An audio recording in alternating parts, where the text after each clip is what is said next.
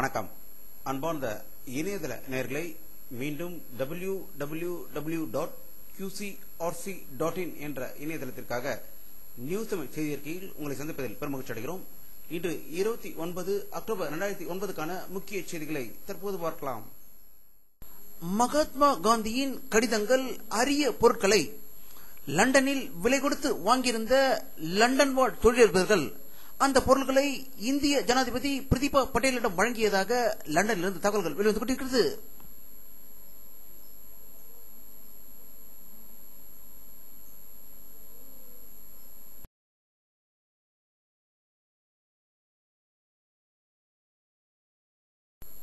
சென்னை ஐகோர்ட்டில் கடந்த பிப்ரவரி மாதம் நடந்த வக்கீல்கள் போலீசில் மோதல் பற்றி வழக்கில் இன்று தீர்ப்பு வழங்கி முன்னாள் போலீஸ் கமிஷனர் ராதாகிருஷ்ணன் உட்பட 4 போலீஸ் அதிகாரிகள் மீது நடவடிக்கை எடுக்க வேண்டும் என்றும் வக்கீல்களுக்கு 58 லட்சம் ரூபாய் நஷ்டஈடு வழங்க வேண்டும் என்று கோர்ட் தீர்ப்பளித்ததாக சென்னையில் தகவல்கள் வெளிவந்து கொண்டிருக்கிறது. இதை பற்றி நம்முடைய அரசியல் கருத்து கேட்டபோது தமிழக மக்களின் வரிப்பணத்திலிருந்து 58 லட்சத்தை கொடுப்பதற்கு பதிலாக அந்த போலீஸ்காரர்களின் சம்பளம் மற்றும் ஊக்கத்தொகையிலிருந்து பணத்தை கொடுக்க வேண்டும். இது தூண்டிவிட்ட தமிழக அமைச்சர் யார் என்று அறிந்து அவருடைய சொத்துக்களில் இருந்து பணத்தை கொடுத்தால் மக்கள் நிம்மதியடைவார்கள் என்று வல்லுநர்கள் கருத்து வெளியிட்டிருக்கிறார்கள்.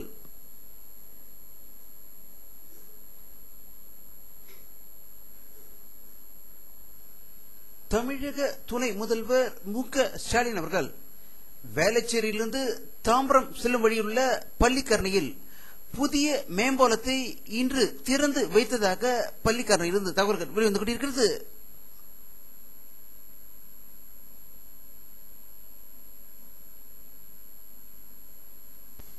ராமேஸ்வரத்திலிருந்து கடலுக்கு மீன்பிடிக்க சென்ற ராமேஸ்வர மீனவர்களை ராட்சச இலங்கை ராணுவத்தினர் மீனவர்களை கடுமையாக தாக்கி படகுகளை சேதப்படுத்தியதாகவும் மக்கள் உயிருக்கு பயந்து ராமேஸ்வரம் கரை திரும்பியதாக ராமேஸ்வரத்தின் செய்திகள் வெளிவந்து கொண்டிருக்கிறது.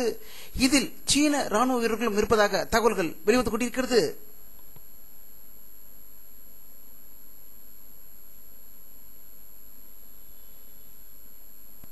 இந்த உலகத்திலேயே முதல் சிறந்த கலாச்சாரம் முதலில் தோன்றிய கலாச்சாரம் என்று கருதப்படும் திராவிட தமிழ் கலாச்சாரத்தின் முக்கிய பங்களிப்பாக பல சின்னங்கள் இருக்கும் நிலையில் தஞ்சையில் உள்ள பெரிய கோவிலை கட்டிய மன்னன் ராஜராஜ சோழனின் 1024வது ஆண்டு விழா தஞ்சையில் மிக சிறப்பாக கொண்டாடப்பட்டதாகவும் அவர் கட்டிய கோவிலில் சிறப்பு வழிபாடுகள் நடந்ததாக தஞ்சையிலிருந்து தகவல்கள் வெளிவந்து கொண்டிருக்கிறது.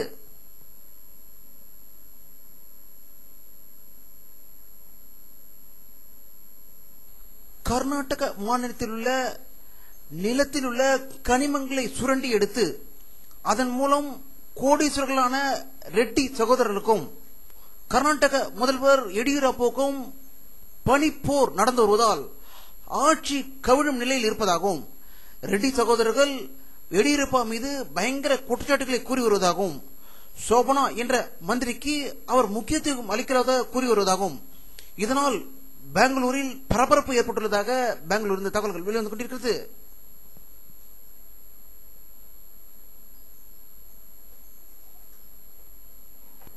மேற்கு வங்க மாநிலத்தில் மாவோயிஸ்டுகள் மார்க்சிஸ்ட் கம்யூனிஸ்ட் கட்சி தொண்டர்கள் 2 கொலை செய்துவிட்டு 3 பேரை கடத்தி சென்றுள்ளதாக கொல்கத்தாவில் இருந்து ஒரு அதிர்ச்சி தகவல் வெளிவந்து கொண்டிருக்கிறது.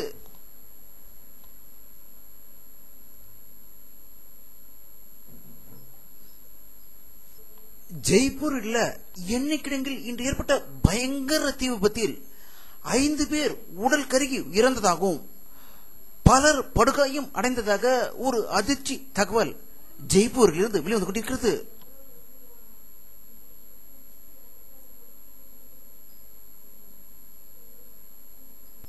பாரத பிரதமர் மன்மோகன் சிங் அவர்கள் காஷ்மீரில் உள்ள எல்லை பாதுகாப்பு படையினர் மத்திய ரிசர்வ் படையினர் சேர்ந்த காவலர்களிடம் கலந்துரையாடியதாகவும் நாட்டுக்காக அவர்களுடைய சேவையை பாராட்டியதாகவும் தீவிரவாதிகளை எதிர்ப்பதற்கு மன உறுதியுடன் அவர்கள் போராடுவதை பாராட்டியதாகவும் காஷ்மீரில் இருந்து தகவல்கள் வெளிவந்து கொண்டிருக்கிறது.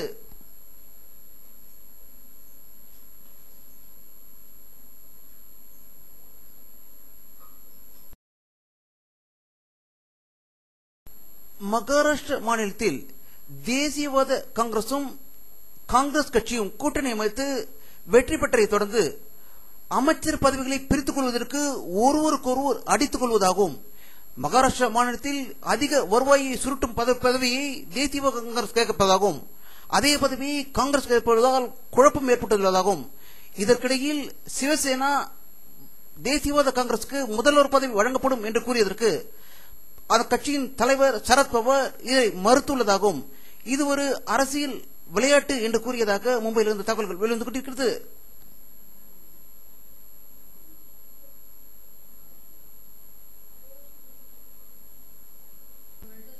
ஆப்கானிஸ்தானில் தாலிபான்களால் கொல்லப்பட்ட அமெரிக்க ராணுவத்தினருக்கு அமெரிக்க அதிபர் பாரக் ஒபாமா அவர்கள் இறுதி மரியாதை செலுத்தியதாக வாஷிங்டன் இருந்து தகவல்கள் வெளிவந்து கொண்டிருக்கிறது.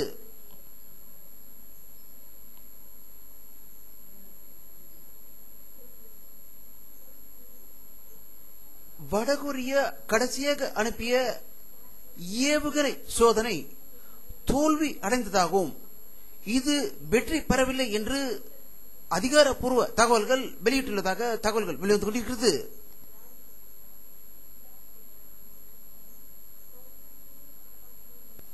நிலாவிற்கு மனிதன் அடிக்கடி சென்று வருவதற்கான விமானத்தை ராக்கெட் வடிவில் நாசா உருவாக்கி இன்று அதனை வெற்றிகரமாக சோதனை செய்து சாதனை படைத்திருப்பதாகவும் வாஷிங்டன் இருந்து தகவல்கள் வெளிவந்து கொண்டிருக்கிறது.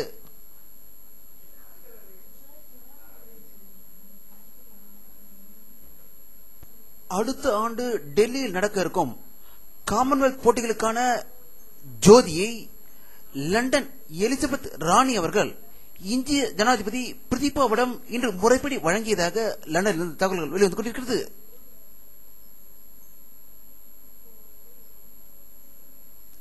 வானிலை அறிக்கை 29 அக்டோபர் 2009 பிற்பகல் 3 மணி எடுக்கப்பட்ட சேட்டலைட் புகைப்படத்தை தற்போது பார்த்துக் கொண்டிருக்கிறீர்கள்.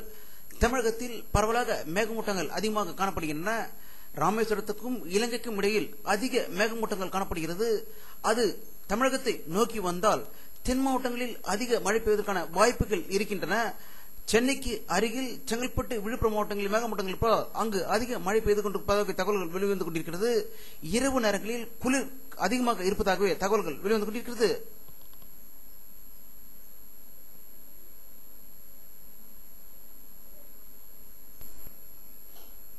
இத்துடன் இந்த செய்தி அறிக்கை நிறைவடைகிறது. மீண்டும் நியூஸ் தமிழ் செய்தி அறிக்கையில் உங்களை சந்திக்கும் வரை உங்களிடமிருந்து விடைபெறுவது உங்கள் கே பாலாஜி. நன்றி.